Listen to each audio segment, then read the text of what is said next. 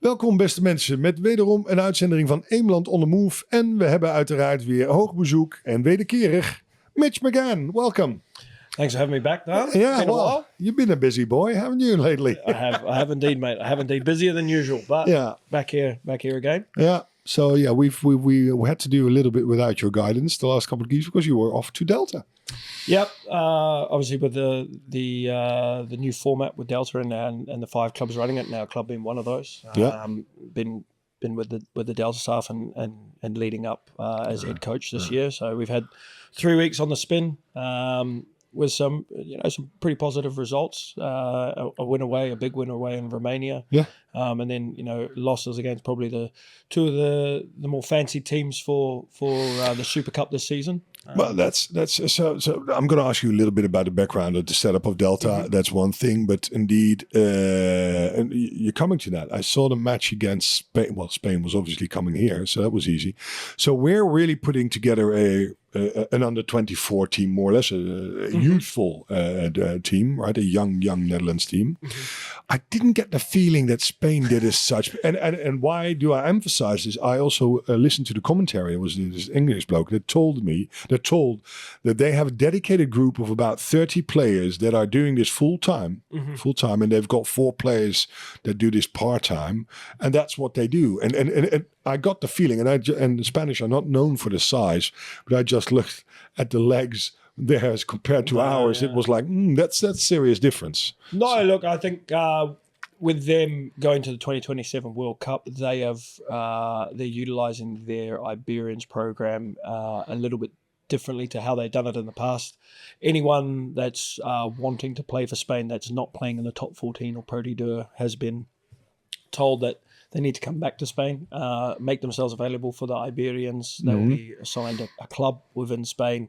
I think the Spanish Rugby Union, there's estimates of about paying 80% of their wage packet, and then the clubs are picking up the 20% extra. And the only proviso is that they're available for all Super Cup games and any time that the Spanish national team want to do a camp.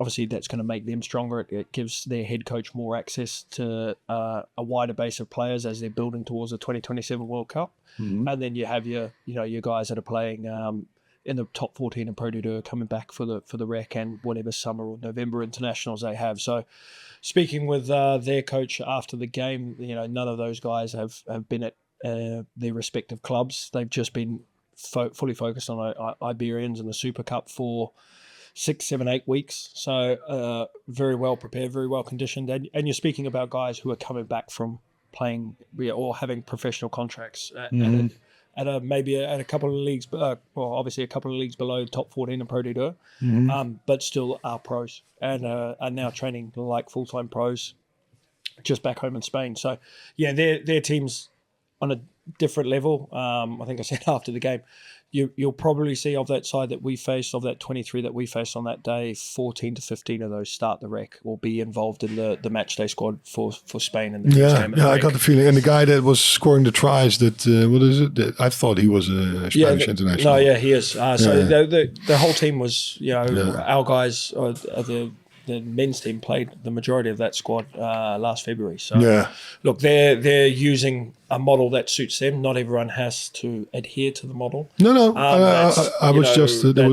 Has been proposed by Rugby Europe. Others are going their own way with it. Portugal are very similar. I think they had a couple of guys that had been with this Portuguese 7 side. They had probably of the side that 23 that we faced, 6 of those went to the last World Cup. With Portugal, they had their national team captain come off the bench. So completely different way of running things and way of doing things, but a wonderful experience for some of our younger guys and being able to test themselves against those established internationals. Yeah, no, indeed. Well, I saw yours, obviously, Smits being the captain, and I saw him at World Trophy. Roman was playing there too, so that was good to see. And a lot of these guys that you could see in the youthful, and they're the first step really. So it really is a bridge function towards the national team. No, it is. I think if you probably in the squad with Delta, you got Daan van Hakkert and Mark Kuberg being the only ones that you would kind of say have got over 10 caps for the national team. I know Bilal's had a cap, Mace, Foots, Joris. So there's a couple that have got 1, maybe 2 appearances. Yeah, but it pales in comparison to some of these other guys they're coming up against. Yeah. So indeed, we have another setup, and also that was the commentary was interesting to hear. But explain it a little bit more in depth. So what I get is we have 5 clubs that have the initiative.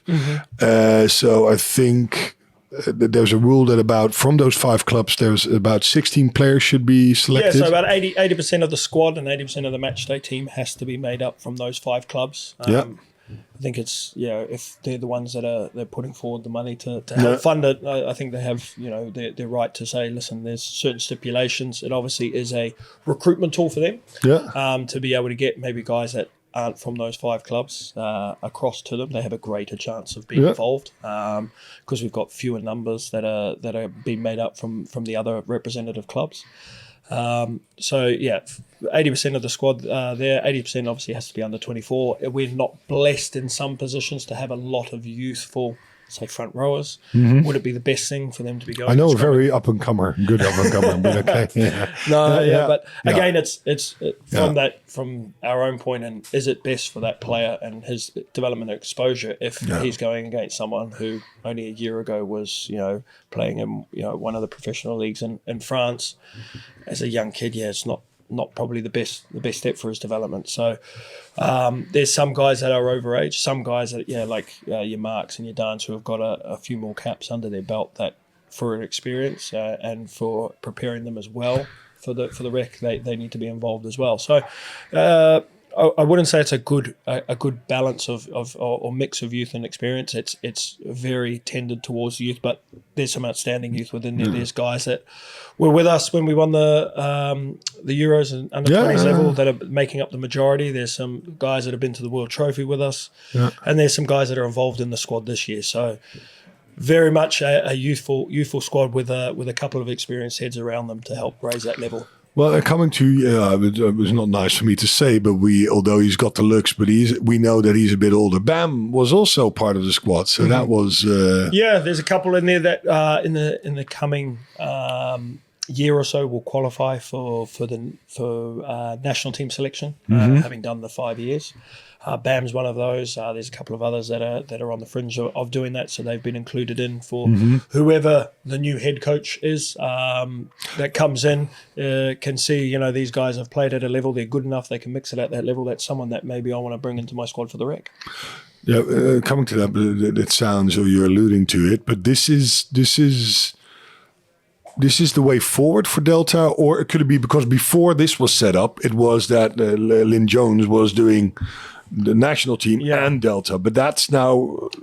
It looks as though, certainly for this year, there was no men's head coach in post, and it looks like it might be something that the men's head coach will, I don't know, whatever way or how the clubs in Rugby Netherlands want to come to an agreement, but maybe he's there as an overseer as opposed to actually running the thing, or he's involved in stuff, but maybe not the head coach.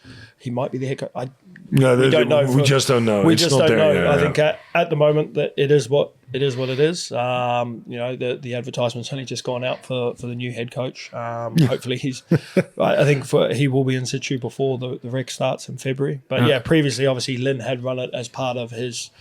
It was part of his job description in being the men's head coach. Prior to that, in its first inception or its first year, actually, Allard was head coach. Working with a couple of other, we're working with Zane, who was head coach at the time, and Cripsey was also on the staff. So it was same kind of coaching staff, but a different voice leading it. So whether they continue to go down what they've previously done, or whether they revert back to, having a coaching staff and not the head coach leading it, or whether they keep what we've got currently. We just don't know. Okay. So how much different is this compared to your day job on being the head coach of Eemland? You're working with what is deemed to be the best players in the country from across the Aero Class, an Aero Class super team almost, if you will.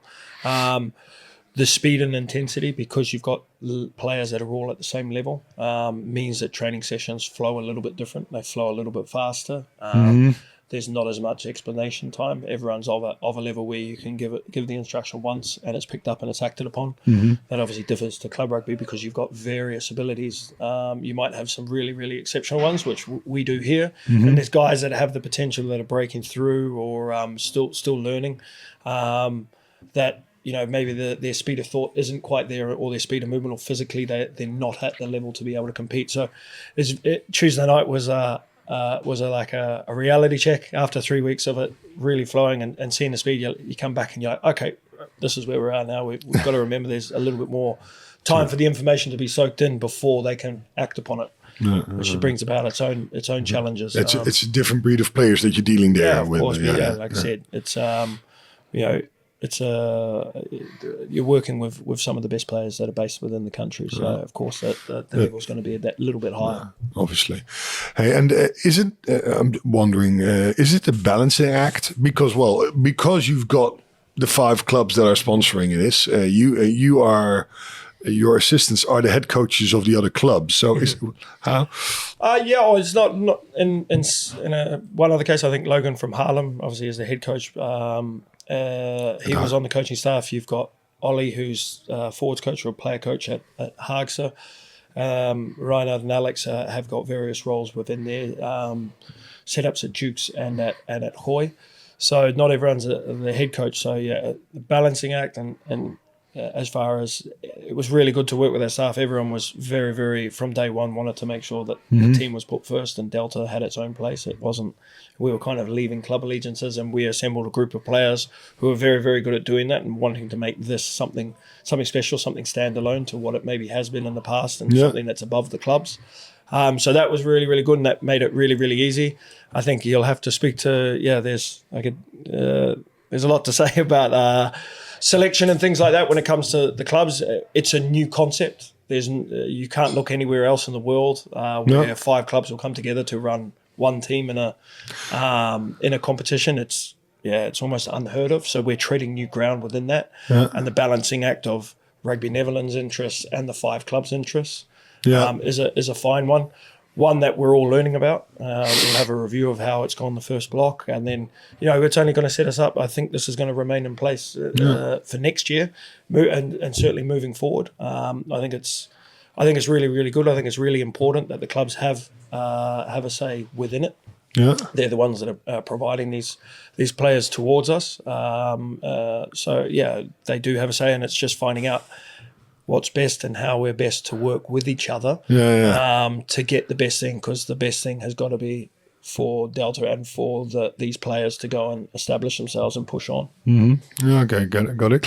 Yeah, I did see some players like Jack Slop, but also the tight head, the beard, Dennis, Timo, yeah. But he came out of France, right? No. Timo is obviously he has previously been in France. He's in Ireland this year. But he's Ireland, okay. But he's a Duke's boy and wanted to come across and play, so he did. Mm-hmm. We've got a number of other clubs, of course, involved. So your Elan Vassen and Dirk Broer from Kaas. But these guys. Sorry to interrupt you, but internationally, it's very difficult sometimes to get these guys to play for the national team. I know, but what I've been told is also clubs in France are not very cooperative to release a lot of these players. No, right? I think, again, we haven't looked to get anyone out of France. Slobby's back with Hook van Holland, so indeed. Becomes a lot easier. But that it can't be used like it has been in the past, and I think we did that previously so that we could get build towards the qualification of 2027, which it didn't come to fruition, but that was the way that Lynn wanted to run it and push it on, and he was well within his rights to do it. He had to prepare the team as best as he could to try and make the World Cup or make the qualification, the final qualification. This new direction is giving our players that are based in the country or within the country the best platform to be able to go and expose themselves to that next level. So I think we can all say that the drop off from Air class to the rec, or from rec to the Air class, I should say, is a massive drop off, and maybe the Super Cup just bridges that gap for some of these guys to know what that level is, see if they're good enough. If not, you give them their feedback, they go back to clubs to work on it, and those that rise to the top, I'm sure, will be first names on in the squad when it comes to the selection for rec. No, makes sense. So I know we need to be aware of time. So I've got 2 questions for you.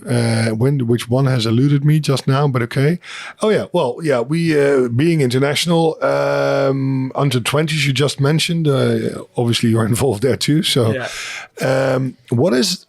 so in the past under 20s, if you would win that tournament, you would be World Trophy. You would be go there. That's now not there anymore. Yeah. What is this year? There is nothing. You just get the trophy, some photos, and a pat on the back. Maybe there is the potential for a couple of international games next summer. I know Portugal obviously won it last year and beating us in the final. They played over in Uruguay and Chile. Okay. In the There's summer no period. qualification tournament. There's no qualification because the World Trophy is no longer there. They have extended the World Cup to 16 teams. So the Under-20s World Cup is now 16 teams. But for the first install of that 16-team competition, they've taken the top 4 teams from the previous World Trophy and admitted them. So that's Scotland, Japan, Uruguay, and USA. So they're going in. Obviously, Scotland would have gone up anyway, or went up, I should say, because they won the tournament and they're at this install. And I think the team that was relegated was Fiji, but now Fiji are back in it. So that makes up the 16. Whether winning the Euros next year means qualification to the 2027 Under-20s World Cup remains to be seen. We're still waiting on that information and what World Rugby will do. So this year it's for pride. So because just Spain is in the World Cup, they've remained there. They've kept a position. Portugal will be during the Euros participating. Portugal will be in the Euros. Yep. Okay, so we've got Belgium, Euros are the main competitors, I would think. I think with our route to the tournament, we play Switzerland first, get through that, then it's a semi-final date with Belgium, and get through that, then it's most likely Portugal. Yeah, got it. Cool. The last one, well, you've been off, but we've we had some games in between. Mm-hmm. A lot of work to do. Look, I think there are some teams that are in a stronger position than us, and if I look at Saturday, Dukes is probably that. For the first 20 minutes of the game, we were there, and large parts of what we've been working on defensively, you could see that still later in the game. They were very, very effective at their set piece. They've got a big old pack. They've taken, they reminded me of what we were when we won the title with Zayn and Alan. Yeah. Very big pack. Can just go to that set piece and bully teams and take teams apart. I think they're in a really good spot. I think they've got some really good experience. I think the balance of their squad probably tends towards that mid-20s for the average. I think you've got a couple of older heads and Ollie Sealau and people like that, Vuka, that are there. But I think the majority of that squad, having been together for a number of years, are now peaking. So, look, I dare say that they're probably one of the teams that everyone is saying is probably favourites for the title. I think they will be in the top 4. I think they're very well drilled. They've got some wonderful talent. Obviously, I've worked with them previously with the 20s, but then also in the last couple of weeks with Delta. So, no, I think they're trending in the right directions, and fair play. They took us to the sword with their set piece, but that's not to say everything was doom and gloom. There was a lot of positive within our performance on things we've tried to implement, and it's a long old season. We've got a wonderful opportunity this Saturday, the Casey Cup up for grabs in our first game against Casa, the first silverware that we can secure. And it's an important game for the club. We currently hold it and have so for the last 4 years, and it's not one that we're going to be giving away, and a perfect game for us to look to bounce back after the disappointment of the result, maybe not so much the performance, but of the result. We did pick up a couple of injuries last Saturday or not? Yep, we've got a couple. Bam with an injury. Confirmation on how long that will be will come probably next week. Rui picked up an injury as well. So, look, we're in an unlucky period with injuries. If I have a look at Matthias and Monty, Charles still to come back. But the flip side of that is when those players do come back, the impetus that it's going to give the rest of the squad will be unmatched, I think. Cool. All the best. Until the next time, Mitch. Cheers, mate.